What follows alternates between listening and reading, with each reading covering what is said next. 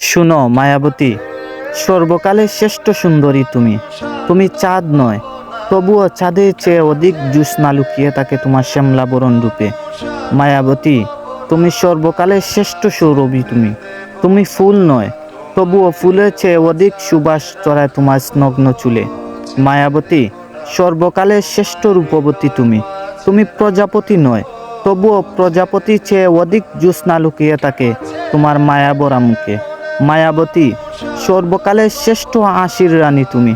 তুমি ঝিনুক নয়, তবুও ঝিনুকের চেয়ে অধিক মুক্তা জুড়ে তোমার চিরন্দাতের হাসি।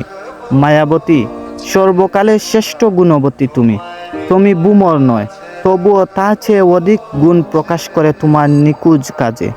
মায়াবতী, সর্বকালের শ্রেষ্ঠ মায়াবতী তুমি। তুমি বিশ্ব সুন্দরী নয়, তবুও তার চেয়ে অধিক মায়া লুকিয়ে থাকে তোমার কাজল আঁকা দুটি আঁকিতে।